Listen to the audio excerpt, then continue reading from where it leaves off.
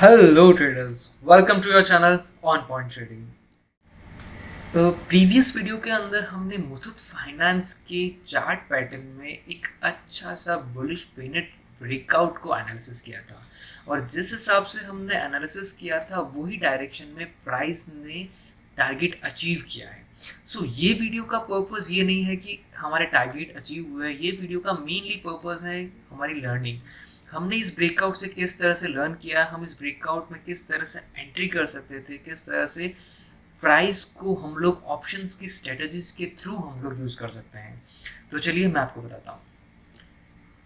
ये हमारी previous video की फर्स्ट स्लाइड थी जिसके अंदर प्राइस जो है एक अच्छा सा एक पैटर्न बना रहा था। इसको हम लोग बुलिश पेनेट पैटर्न कहते हैं और आज वो प्राइस का पैटर्न किस तरह से है वो दिखाता हूँ। नाउ यू कैन सी कि प्राइस ने जिस तरह से एक अच्छे वॉल्यूम के साथ यहाँ पे एक ब्रेकआउट दिया, ब्रेकआउट के बाद में यहाँ पे कंसोलिडेट हुआ और आज 1600 के ऊपर जाके प्राइस क्लोज हुआ है। मीन्स कि एक बहुत ही अच्छा ब्रेकआउट हमें मुथूट फाइनेंस में देखने को मिला अराउंड 100 पॉइंट्स का। 100 पॉइंट्स का ब्रेकआउट था, पर आप किस तरह से उसमें एंट्री ले सकते हैं और किस तरह से आपने एंट्री लिया होगा वो मैं बताता हूँ किस तरह से हमने एंट्री के अंदर क्लिक। फर्स्ट ऑफ ऑल हमें रेजिस्टेंस जोन जो था मुथूट फाइनेंस का वो पता था कि वो 1500 से 1520 के लेवल के बीच में, जहाँ पे प्राइस ने बार बार रिजेक्शन किया चार्ट के ऊपर। आप यहाँ पे देख सकते हैं कि प्राइस कितनी बार इस लेवल से, ये जो एक लेवल था वहाँ पे रिजेक्शन होके वापस से नीचे की तरफ आ रहा था और वो प्राइस एक एरिया में कंसोलिडेट कर रहा था। इस लेवल को 1510 से लेके 1520 के बीच के लेवल को वो ब्रेकआउट नहीं दे पा रहा था, जिसमें बार बार यहाँ पे रिजेक्शन हमको मिल रहा था। और इस कैंडल के थ्रू उसने अच्छे वॉल्यूम के से यहाँ से एक अप ब्रेकआउट दिया और इस लेवल के ऊपर वो निकल गया। हमने रेजिस्टेंस जोन के लिए हमने ऑप्शन चेन को भी देखा था जिसमें हमको ये पता चला था कि मैक्स कॉल का ओआई 1500 की स्ट्राइक प्राइस पे है। 1500 की स्ट्राइक प्राइस पे सबसे ज़्यादा ओआई खड़े थे और पॉइंट ऑफ कंट्रोल का लेवल भी 1500 का लेवल था। देखिए यहाँ पे आपको क्लियर दिख रहा है कि पॉइंट ऑफ कंट्रोल जो है, जहाँ पे प्राइस आके सबसे ज़्यादा रिजेक्शन हो रहा था, जहाँ पे बायर्स एंड सेलर्स सबसे ज़्यादा थे, वो ये लेवल था 1513। मीन्स हमारे एनालिसिस के हिसाब से हमें जो पॉइंट दिख रहा था वो 1500 से 1520 का लेवल था, जो हमारे तीन रेजिस्टेंस हमें बता रहे थे: point of control, max OI and price rejection. अब प्राइस जब उस लेवल के ऊपर गया, यानी 1500 से लेके 1520 के लेवल के ऊपर जब सस्टेन किया, तब प्राइस में किस तरह से बुलिश मोमेंटम आया।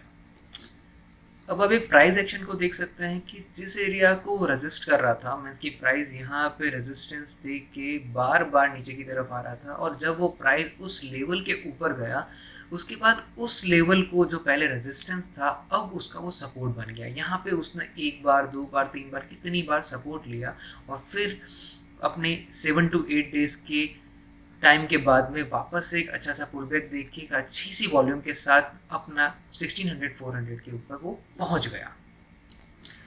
हमेशा एक चीज़ याद रखिएगा कि जब भी प्राइस कोई भी पैटर्न का ब्रेकआउट हो या फिर उसके ट्रेंड लाइन का ब्रेकआउट हो, जब वो ट्रेंड लाइन को ब्रेकआउट देता है तो हमें एंट्री तभी लेनी है जब वो रिट्रेसमेंट देगा।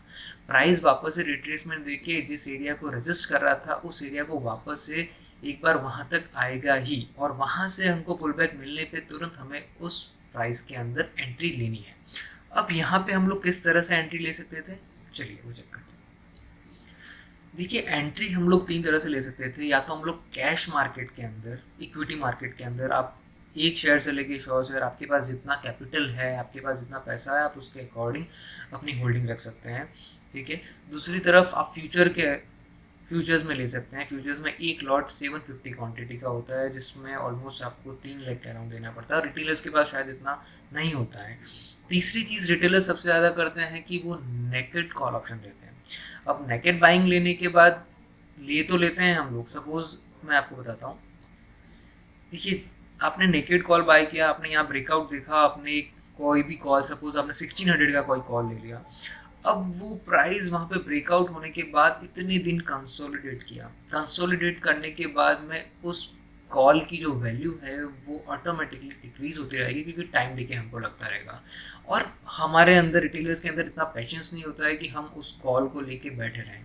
हमने 1 दिन, 2 दिन, 3 दिन, अगर 4 दिन ले लिया तो हम लोग 5th डे को हम लोग ये सोच के बैठ जाएंगे कि हाँ ये तो एक फेक ब्रेकआउट है, हम लोग का हमारा पैसा सब कुछ चला जाएगा, इससे अच्छा हम लोग आउट कर लेते हैं। तो वो एक कॉल लेने के बाद हम लोग हमारा लॉस के अंदर उसको हम लोग कट कर लेते हैं। बट रिटेलर के लिए सबसे अच्छा सही तरीका है कि उसको ऑप्शन के अंदर स्ट्रेटजीज के थ्रू आप उसको प्लान कीजिए।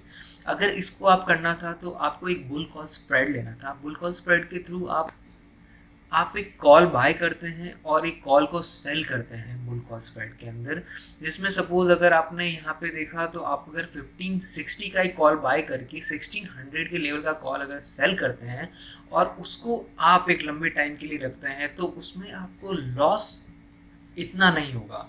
अगर वो आपका प्राइस यहाँ से सपोज नीचे भी चला जाता तो आपको नेकेड कॉल लेने से कम लॉस होता, बट आपका अगर प्रॉफिट होता तो वो एक आपको अच्छा प्रॉफिट दे जाता।